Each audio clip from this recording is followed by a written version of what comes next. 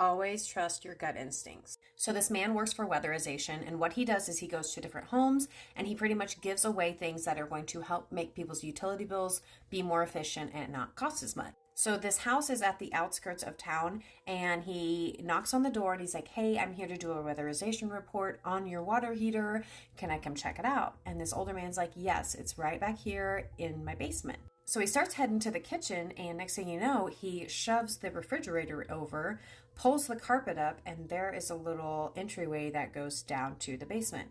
This guy's been in a lot of houses. He's never seen a basement covered up like this. So he walks over to this area and he looks down and he instantly turns on his flashlight. He does not like spiders, but he doesn't want this guy to know this. So he's checking around for spiders, and he instantly sees this dead cat that's like almost to its skeleton. So it's been down there a long time. Very normal for crawl space for little critters to get in there, so he didn't think too much of it. So he starts heading down the stairs, and then he starts seeing more animals, just so many animals around him that are dead. Some of them are so decayed he can't even tell what kind of animal it used to be. So this guy has every hair on the back of his neck just standing straight up, and he's like, "This is a weird vibe. I haven't even gone down the actual stairs all the way and I'm already seeing so many weird things."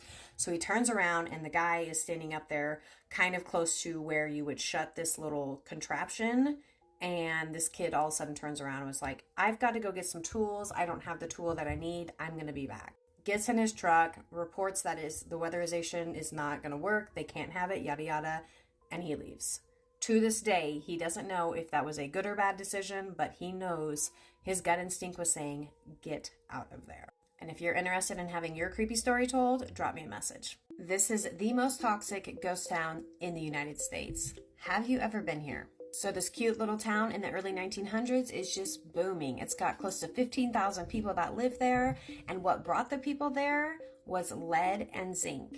And that is also what would destroy this town. So back in the early 1900s, there were close to 15,000 people living there. And today there are less than 20 people living in this town. Back when they would mine this town, they would have these huge piles that they called chad, and that's what they would pull up from this mining area.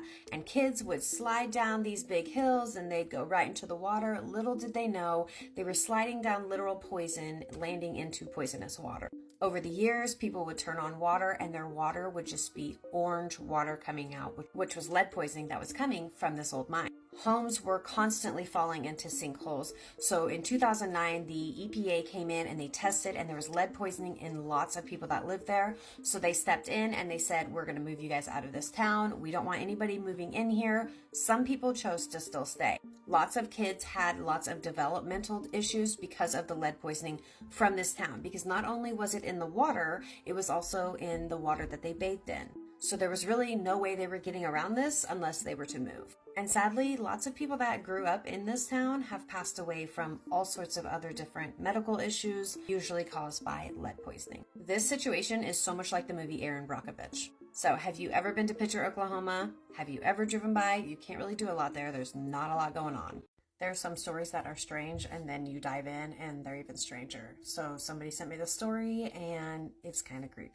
So this girl has a bedroom, and in her bedroom, there's lots of dirty handprints. And her mom's like, "You need to wash your hands. You're getting handprints all over the wall."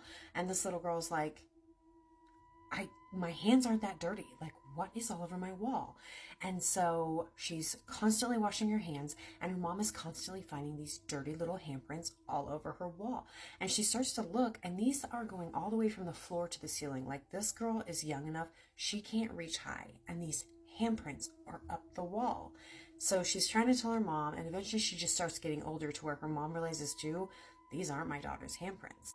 Then she goes out into the hallway, and up above her sister's like seam where the ceiling and the wall connect, they'll start to see little drops of blood. And there's nobody up there. Nobody is bleeding, and it's coming from the ceiling. And one of the strangest things that happened, she walked into the living room and saw her sister sitting in front of the fireplace that was not on, eating a bowl of cereal, looking at the fireplace. There was nothing with the fireplace on, no TV, no nothing, just staring into the fireplace. And so she walks, and she's going into the kitchen, and she runs into her sister. That was not her sister.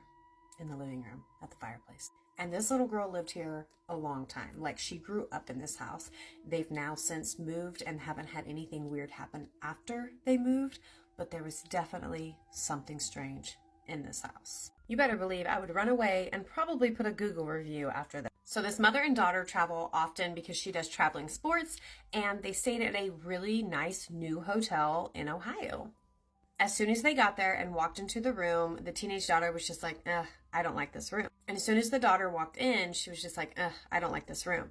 So the mom's like, it's a brand new hotel. This is really nice. It's clean. Like, everything's great. Trying to convince her daughter this is an okay room. So they go out to eat and do their thing, and then they come back and get ready to go to bed that night. So they get ready to lay down, and they shut the lights out, and they just have the TV on. And the mom hears the daughter like wrestling around in her sheets like over and over, and she's in a separate bed, but she's like just listening to her, like just constantly kicking her sheets. And so she just decides to like glance over at her daughter, and what she sees is absolutely appalling. She sees that there's a sheet up above both of their bed, just levitating almost to the ceiling.